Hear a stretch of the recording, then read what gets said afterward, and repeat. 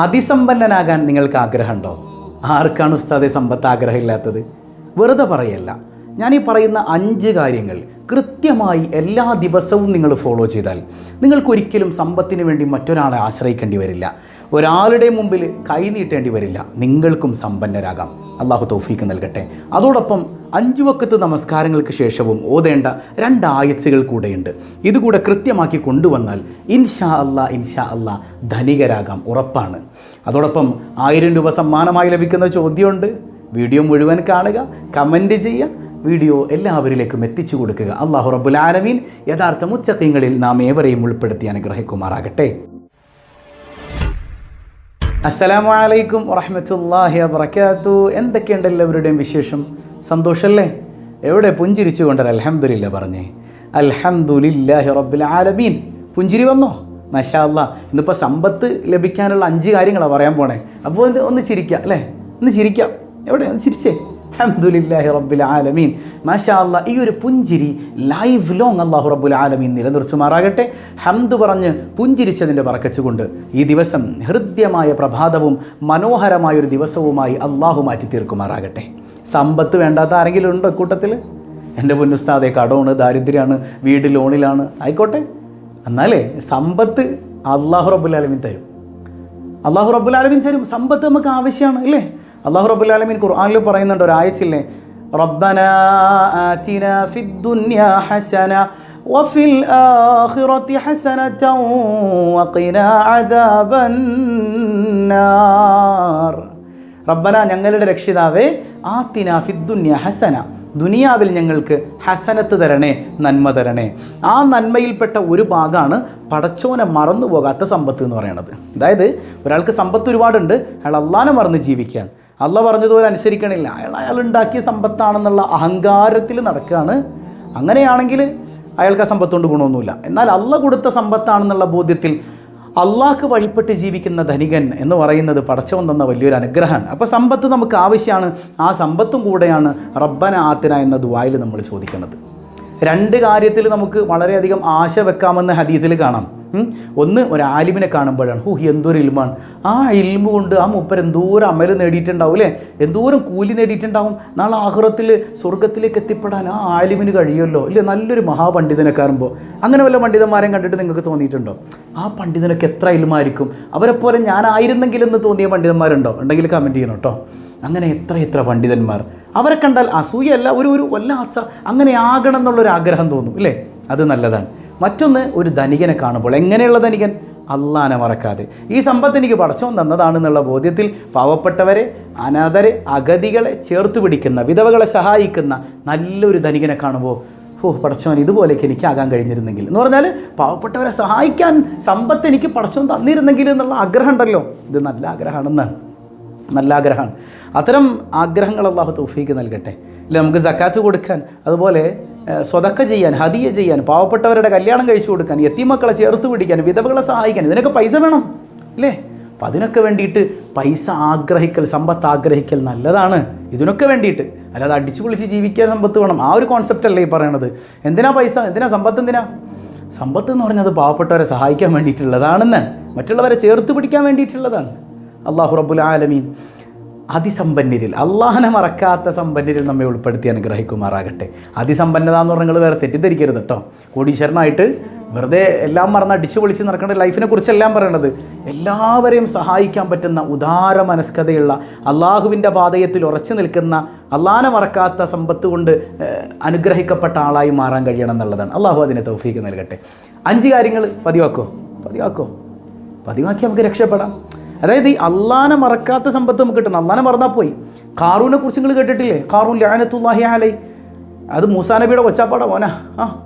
എന്തേ അവൻ്റെ പേര് വെക്കുമ്പോൾ ലഅനത്തുല്ലാഹി അലൈഹി പറയണത്? മൂസാ നബിയുടെ ശിഷ്യനായിരുന്നു. മൂസാ നബിയോടൊക്കെ പറയും, അല്ല മൂസ, എനിക്ക് വേണ്ടി ദുആ ചെയ്യണം പൈസ കിട്ടാൻ. അല്ല മോനെ, എനിക്കിപ്പോൾ ഉള്ളത് മതിയല്ലോ, എന്തിനാ ഇനിയിപ്പോൾ പൈസയൊക്കെ ഉള്ളതുകൊണ്ട് ജീവിക്ക്? പോരാ, നിങ്ങൾ ദുആ ചെയ്യണം. അങ്ങനെ ഒരുപാട് പിന്നാലെ നടന്ന് ദുആയിരുന്നു, പടച്ചോനെ ഇയാൾക്ക് നീ പൈസ കൊടുക്കണേ. അങ്ങനെ സമ്പത്ത് കിട്ടി. ഒട്ടകങ്ങൾക്ക് മേലെ ചുമക്കാൻ മാത്രം വലിയ കൂമ്പാരങ്ങളുണ്ടായിരുന്നു. അതികോടീശ്വരനായി, സമ്പന്നനായി. ആര്? ഖാറൂൻ. അപ്പോൾ അല്ലാഹു റബ്ബുൽ ആലമീൻ പറയുന്നുണ്ട്, മുഅ്മിനീങ്ങൾ എന്ത് ചെയ്യണം? സമ്പന്നർ നാം നൽകിയ സമ്പത്തിൽ നിന്ന് പാവപ്പെട്ടവർക്ക് കൊടുക്കണം. മൂസാ നബി പറഞ്ഞു പാവങ്ങൾക്ക് കൊടുക്കണം. അപ്പോൾ കാർവൻ്റെ ഒരു ഡയലോഗ് ഉണ്ട്, അഹങ്കാരം തലയിൽ കയറി. ഇത് ഞാൻ കഷ്ടപ്പെട്ടുണ്ടാക്കിയതാണ്, ആർക്ക് കൊടുക്കണമെന്ന് ഞാൻ തീരുമാനിക്കും.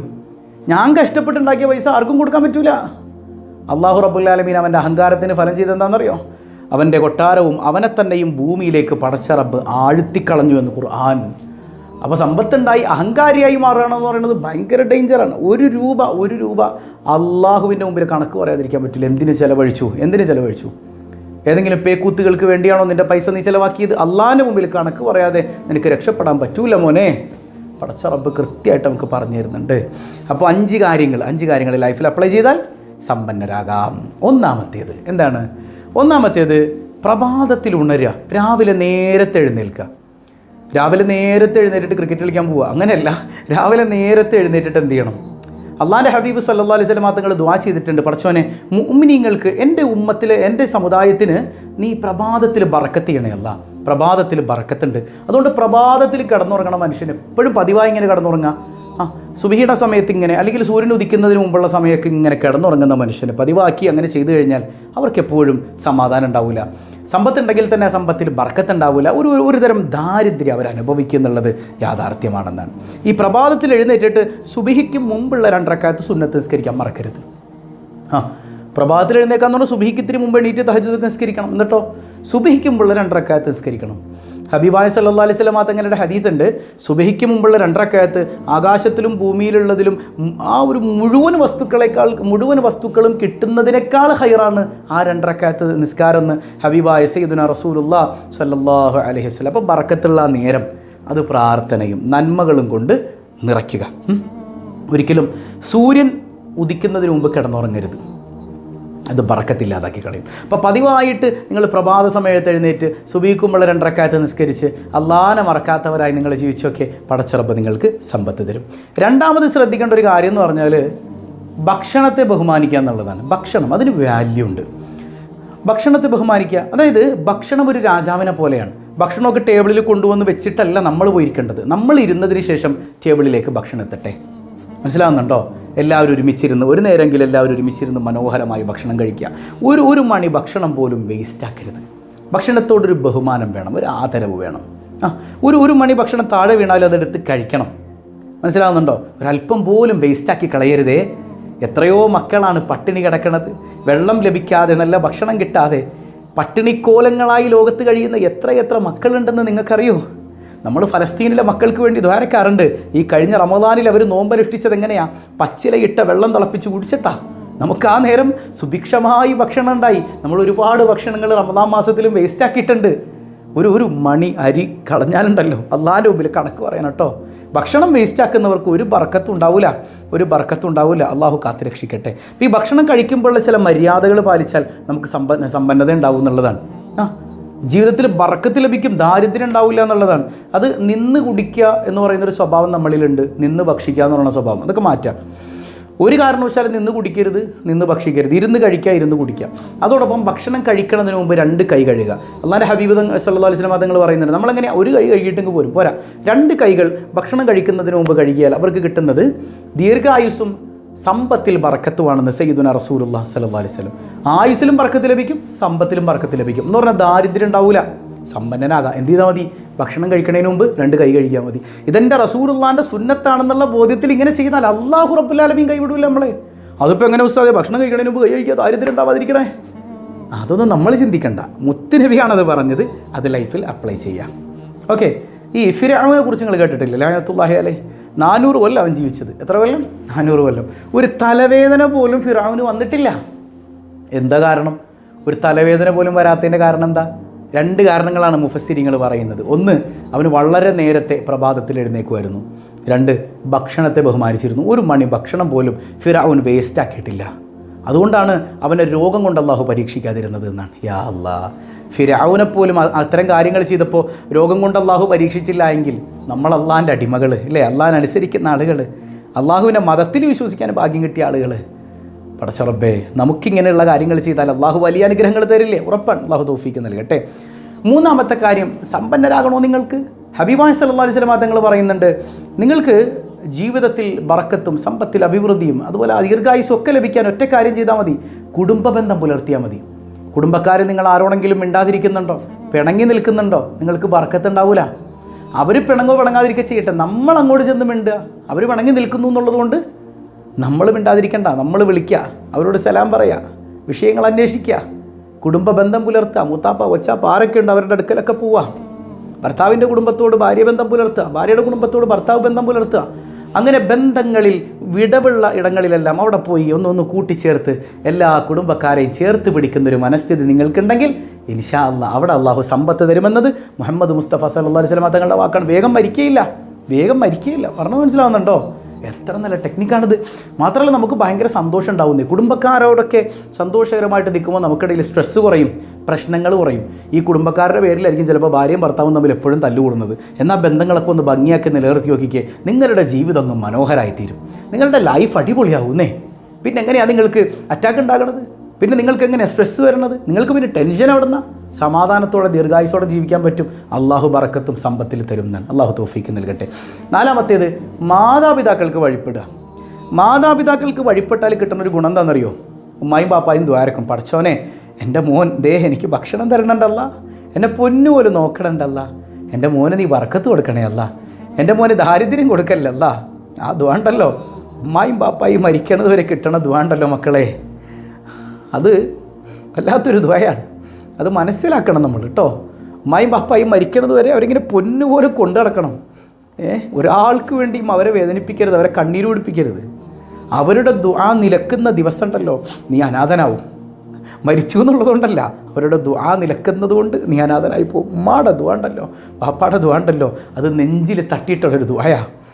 വേറെ ആരും നിനക്ക് വേണ്ടി അങ്ങനെ ദ്വാരക്കൂല, എന്തെങ്കിലുമൊക്കെ പ്രതീക്ഷിക്കാതെ. ഉമ്മ വാപ്പ പകരം വെക്കാൻ ആരുമില്ല കേട്ടോ, പകരം വെക്കാൻ ആരുമില്ല മോളെ, ആരുമില്ല മോനെ. ഉമ്മ വാപ്പ മനസ്സറിഞ്ഞിട്ടുള്ള അവരുടെ ദുആ നമ്മളെ അതിസമ്പന്നരാക്കുന്നതാണ്. അതുകൊണ്ട് വഴിപ്പെടുക, നല്ല കാര്യങ്ങളിൽ അവർ പറയുന്നത് അനുസരിക്കുക, അവരെ ചേർത്ത് പിടിക്കുക, അവരുടെ കണ്ണുനീർ ഒലിപ്പിക്കാതിരിക്കാൻ ശ്രമിക്കുക, കണ്ണ് തുടക്കുക. അള്ളാഹു തൗഫീക്ക് നൽകട്ടെ. ഇല്ലാത്തവർക്ക് അതിൻ്റെ വേദന അറിയൂ. അള്ളാഹു മരണപ്പെട്ടവർക്ക് മഗ്ഫിറത്ത് കൊടുക്കട്ടെ. ജീവിച്ചിരിക്കുന്നവർക്ക് അള്ളാഹു ആഫിയത്തുള്ള ദീർഘായുസ് നൽകുമാറാകട്ടെ.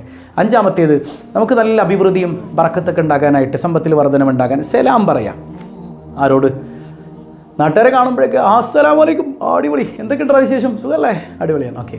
വീട്ടിലേക്ക് കയറി വരുമ്പോൾ ഇത് ചൂടുള്ളെടുത്ത് വെച്ചടി, എൻ്റെ സലാമോടെ പോയി വീട്ടിലേക്ക് കയറി വന്നപ്പോൾ മോനെ വീട്ടിൽ സലാം പറഞ്ഞു കയറിയാൽ നിനക്കല്ല സമാധാനം തരും. സമാധാനം വേണമെങ്കിൽ ചിക്കിളി വേണം അല്ലേ? ജീവിക്കാനായിട്ടുള്ള പൈസ വേണ്ടേ? ആ പൈസ പടച്ചോൻ തരും. സമാധാനം നിങ്ങൾക്ക് വേണം, സലാം വ്യാപിപ്പിച്ചാൽ മതി, അള്ളാഹുവിൻ്റെ ശാന്തി ഉണ്ടാകട്ടെ എന്നാണ്. വീട്ടിലേക്ക് കയറി ചെല്ലുമ്പോൾ പുഞ്ചിരിച്ചുകൊണ്ട് അവരോട് സലാം പറഞ്ഞ് ആ സലാം അവസ്ഥ ഉണ്ടെങ്കിൽ, പതിവായി വീട്ടുകാരോട് സലാം പറയുന്നൊരു സ്വഭാവം ഉണ്ടെങ്കിൽ ആ വീട്ടിൽ ബർക്കത്തുണ്ടാകുമെന്ന് പരിശുദ്ധ റസൂൽ സ്വല്ലല്ലാഹു അലൈഹി വസല്ലമ തങ്ങൾ പഠിപ്പിക്കുന്നുണ്ട്. അപ്പോൾ ഈ 5 കാര്യങ്ങൾ ഇന്ന് മുതൽ നിങ്ങൾ പതിവാക്കി നോക്കിയേ, ലൈഫ് മാറി മറിയും ഇൻഷാ അല്ലാഹ്. ലൈഫ് മാറി മറിയും ഇൻഷാ അല്ലാഹ്. അല്ലാഹു റബ്ബുൽ ആലമീൻ അത്തരം ജീവിതം ആസ്വദിക്കാൻ നമുക്കേവർക്കും തൗഫീഖ് നൽകി അനുഗ്രഹിക്കുമാറാകട്ടെ. ഇനി ചെയ്യേണ്ട ഒരു കാര്യം, 5 വഖത്ത് നിസ്കാരത്തിന് ശേഷം. അപ്പോൾ 5 വഖത്ത് നിസ്കാരം മസ്റ്റാണ്, മുടക്കരുത്, ഒരിക്കലും ഖളാ ആയി പോകരുത്. പുരുഷന്മാർ ജമാഅത്തായിട്ട് തന്നെ നിസ്കരിക്കുക. എപ്പോഴെങ്കിലും വല്ല അത്യാവശ്യങ്ങളിൽ ഒഴിവായി പോകുന്നുണ്ടെങ്കിലും ജമാഅത്ത് മുടങ്ങിയാലും നിസ്കാരം ഖളാ ആയി പോകാതെ കൃത്യസമയത്ത് നിർവഹിക്കാൻ ശ്രമിക്കുക കേട്ടോ. 5 വഖത്ത് നിസ്കാരത്തിന് ശേഷവും സൂറത്ത് ആലു ഇമ്രാനിലെ 26, 27 രണ്ടാഴ്ചകൾ 13 പ്രാവശ്യം ഓതുക. 13 തവണ ഈ 2 ആയത്തുകൾ, 26-ാമത്തെ 27-ാമത്തെ ആയത്ത് 13 പ്രാവശ്യം 5 വഖത്ത് നിസ്കാരത്തിന് ശേഷം പതിവായി ഓതിക്കൊണ്ടുവരിക. ജീവിതത്തിൽ അത്ഭുതങ്ങൾ സംഭവിക്കും. ഈ പറയുന്ന കാര്യങ്ങളോടൊപ്പം വേണം കേട്ടോ ഇത് ചെയ്യാനായിട്ട്. എന്താണ് ആയത്ത്? ബിസ്മില്ലാഹിർ റഹ്മാനിർ റഹീം.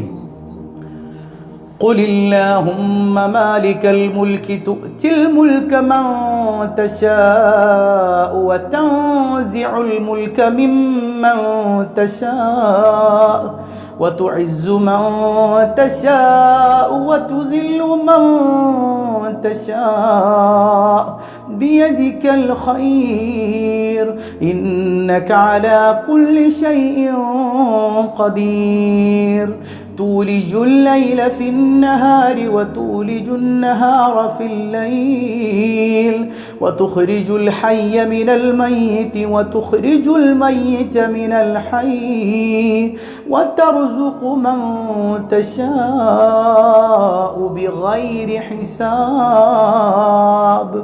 ഈ 2 ആയത്തുകൾ 13 പ്രാവശ്യം 5 വഖത്ത് നിസ്കാരശേഷം ചൊല്ലുക എന്നുള്ളതാണ്.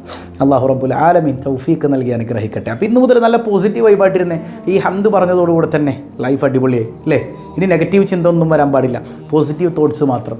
ഈ പറഞ്ഞ സൂറത്തുകളും ആയത്തുകളും കൂടെ ഓതുന്നതോടുകൂടെ ജീവിതം അങ്ങ് മാറി മറിയണം. ഈ പറയുന്ന കാര്യങ്ങളൊക്കെ ചെയ്യുന്നതോടൊപ്പം 5 കാര്യങ്ങളും 2 ആയത്തും ചെയ്യൂലേ? ഇൻഷാ അല്ലാഹ് പറഞ്ഞേ, ഇൻഷാ അല്ലാഹ് പറഞ്ഞേ, ഇൻഷാ അല്ലാഹ്. അല്ലാഹു റബ്ബുൽ ആലമീൻ തൗഫീഖ് നൽകി അനുഗ്രഹിക്കുമാറാകട്ടെ. അപ്പോൾ സമ്പത്ത് കിട്ടുമ്പോഴേ അള്ളാഹനെ മറക്കുന്ന ആളുകളാകാൻ പാടില്ല. അപ്പോൾ നമുക്ക് വലിയ അദാബ് നമ്മളെ കാത്തിരിപ്പുണ്ട് എന്നുള്ളതാണ്. അള്ളാഹു അവനെ മറക്കാത്ത ഐശ്വര്യം നൽകി നമ്മെ അനുഗ്രഹിക്കുമാറാകട്ടെ. അപ്പോൾ കഴിഞ്ഞ ദിവസം നമ്മൾ ചോദിച്ചൊരു ചോദ്യമുണ്ട്. ഹബീബായ സല്ലല്ലാഹു അലൈഹി വസല്ലം തങ്ങൾക്ക് ലബീദ് ബിനുൽ അഅ്സമിൻ്റെ നേതൃത്വത്തിൽ സിഹർ ചെയ്യപ്പെട്ടു. 3 വസ്തുക്കളിലാണ്. എന്തൊക്കെയാണ്? ഒന്ന് അവിടുത്തെ ചീപ്പിലെ പല്ലുകളാണ്, മറ്റൊന്ന് ഉണങ്ങിയ ഈത്തപ്പന മടലാണ്, വേറൊരു വസ്തുവിലും കൂടെ ചേർത്തിട്ടാണ് സിഹർ ചെയ്തത്. അതെന്താണെന്ന് ചോദിച്ചു. അത് മുത്ത് റസൂൽ സല്ലല്ലാഹു അലൈഹി വസല്ലം തങ്ങളുടെ മുടിയാണ്. ധാരാളം ആളുകൾ കമൻറ്റ് ചെയ്തിട്ടുണ്ട്. ഇൻഷാ അല്ലാഹ് തെരഞ്ഞെടുപ്പ് വരും ദിവസങ്ങളിലൊക്കെ നമുക്ക് നടത്തണം 7 ചോദ്യങ്ങളാകുമ്പോൾ. അല്ലാഹു റബ്ബുൽ ആലമീൻ എല്ലാവർക്കും ബറക്കത്ത് നൽകുമാറാകട്ടെ. ഇന്നത്തെ ചോദ്യം ഇതാണ്, സിമ്പിളാണ്. മഹദിയായ സയ്യിദത്തുന ഖദീജ റളിയല്ലാഹു അൻഹ നമ്മുടെ ഉമ്മയാണല്ലേ? മുത്തുനബി സല്ലല്ലാഹു അലൈഹി വസല്ലം തങ്ങളുടെ പ്രിയപ്പെട്ട പത്നിയാണ് സയ്യിദത്തുന ഖദീജ റളിയല്ലാഹു അൻഹ. മാണിക്യമലരായ പൂവി മഹദിയാൾ ഖദീജ ബീവി, മക്ക എന്ന പുണ്യനാട്ടിൽ വിലസിടും നാരീ, വിലസിടും നാരീ. സയ്യിദത്തുന ഖദീജ റളിയല്ലാഹു അൻഹ. അവിടുത്തെ പിതാവിൻ്റെ പേരെന്താണ്? ഖദീജ ബീവിയുടെ പിതാവിൻ്റെ പേരെന്താണ്? കമൻറ്റ് ചെയ്യുക. അള്ളാഹു ബറക്കത്ത് ചെയ്യട്ടെ. പതിവായി ചൊല്ലുന്ന ദിക്ർ സുബ്ഹാനല്ലാഹി വബിഹംദിഹി عدد خلقه ورضا نفسه وزنة عرشه ومداد كلماته. سبحان الله وبحمده عدد خلقه ورضا نفسه وزنة عرشه ومداد كلماته. سبحان الله وبحمده عدد خلقه ورضا نفسه وزنة عرشه ومداد كلماته. അല്ലാഹു റബ്ബുൽ ആലമീൻ ഖബൂൽ ചെയ്യുമാറാകട്ടെ. അൽഹംദുലില്ലാഹി റബ്ബിൽ ആലമീൻ. അല്ലാഹുമ്മ സ്വല്ലി അലാ സയ്യിദിന മുഹമ്മദിൻ വഅലാ ആലി സയ്യിദിന മുഹമ്മദ്. അർഹമുർറാഹിമായ കരുണക്കടലായ റബ്ബേ, ഞങ്ങളെ നീ ദാരിദ്ര്യം കൊണ്ട് പരീക്ഷിക്കല്ലേ അല്ലാ. ജീവിതത്തിൽ അഭിവൃദ്ധി നൽകണേ അല്ലാ. നിന്നെ മറക്കാത്ത ഐശ്വര്യം നൽകണേ അല്ലാ. മറ്റൊരാളുടെ മുമ്പിൽ പോയി കൈ നീട്ടേണ്ട ഒരവസ്ഥ തന്ന് പരീക്ഷിക്കല്ലേ അല്ലാ. എല്ലാ സമ്പത്തും നിൻ്റെ കയ്യിലാണല്ലോ റബ്ബേ. ഞങ്ങൾ നിൻ്റെ അടിമകളാണല്ലോ റബ്ബേ. പടച്ചവനെ നീ ഞങ്ങളെ ഏറ്റെടുക്കണേ അല്ലാ. കടക്കണിയിൽ പെട്ടുപോയവരുണ്ട്, കടങ്ങൾ ഏറ്റെടുക്കണേ അല്ലാ. കടക്കാരനായി മരിപ്പിക്കല്ലേ അല്ലാ. തൊഴിലുകളിൽ അഭിവൃദ്ധി നൽകണയല്ല. ഹറാമ് കലരാത്ത ഹലാലായ സമ്പാദ്യം നീ നൽകണയല്ല. യാ റബ്ബന ഞങ്ങളുടെ കുടുംബത്തിൽ സമാധാനവും സന്തോഷവും നൽകണയല്ല. കുടുംബ ബന്ധങ്ങളിൽ ഊഷ്മളത നൽകണയല്ല. യാ റബ്ബന പൊന്നുമക്കളെ നേർവഴിയിൽ നടത്തണയല്ല. എല്ലാ പരീക്ഷകളിലും പരീക്ഷണങ്ങളിലും ഉന്നത വിജയം നീ നൽകണേ റഹ്മാനെ. ഉന്നത വിജയം നീ നൽകണേ തമ്പുരാനെ. റഹമുറാഹിമായ കരുണക്കടലായ റബ്ബേ, നീ കൈവെടിയല്ലയല്ല, നീ കൈവെടിയല്ലയല്ല. പടച്ചവനെ ജോലിയില്ലാത്തവർക്ക് ഹൈറായ തൊഴിൽ നൽകണയല്ല. പ്രിയപ്പെട്ട പ്രവാസികളിൽ നീ ബറക്കത്ത് ചൊരിയണയല്ല. അസുഖബാധിതർക്ക് ശമനം നൽകണയല്ല. മക്കളില്ലാതെ സങ്കടപ്പെടുന്നവർ പടച്ചവനെ സ്വാലിഹീങ്ങളായ സന്താനങ്ങൾ നൽകണയല്ല. ഗർഭിണികൾക്ക് സുഖപ്രസവം നൽകണയല്ല. വീടില്ലാത്തവർക്ക് ഹൈറായ ഭവനം നൽകണയല്ല. വിവാഹപ്രായമെത്തിയവർക്ക് അനുയോജ്യരായ സ്വാലിഹീങ്ങളായ ഇണകളെ നൽകണയല്ല. ഞങ്ങളിൽ നിന്ന് മൺമറഞ്ഞവർക്ക് മഗ്ഫിറത്ത് നൽകണയല്ല. എപ്പോഴാണ് മരിക്കുന്നതെന്നറിയില്ല, ഈമാൻ സലാമത്താക്കണയല്ല. ഈ സ്വബാഹുൽ ഖൈർ കുടുംബത്തിലെ അംഗങ്ങൾ, മറ്റുള്ളവരിലേക്ക് ഇത് പങ്കുവെക്കുന്നവർ, ഇതിൻ്റെ പിന്നണി പ്രവർത്തകർ എല്ലാവർക്കും നീ ഖൈറും ബറക്കത്തും നൽകണയല്ല. ഞങ്ങളെയും ഞങ്ങളിൽ നിന്ന് വിട പറഞ്ഞവരെയും അഷ്റഫുൽ ഖൽഖായ റസൂലുള്ളാഹി സ്വല്ലല്ലാഹു അലൈഹി വസല്ലമ തങ്ങളോടൊപ്പം നിൻ്റെ സുന്ദരമായ സ്വർഗീയ ലോകത്ത് വിശിഷ്യ സ്വബാഹുൽ ഖൈർ കുടുംബത്തിലെ ഓരോരുത്തരെയും നീ ഒരുമിപ്പിക്കണേ അല്ലാ. ബിഹഖി സല്ലല്ലാഹു അലാ മുഹമ്മദ് സല്ലല്ലാഹു അലൈഹി വസല്ലം. സല്ലല്ലാഹു അലാ മുഹമ്മദ് സല്ലല്ലാഹു അലൈഹി വസല്ലം. അല്ലാഹുമ്മ സ്വല്ലി അലാ മുഹമ്മദ് യാ റബ്ബി സ്വല്ലി അലൈഹി വസല്ലം. വസ്സലാമു അലൈക്കും വറഹ്മത്തുള്ളാഹി വബറകാതുഹു.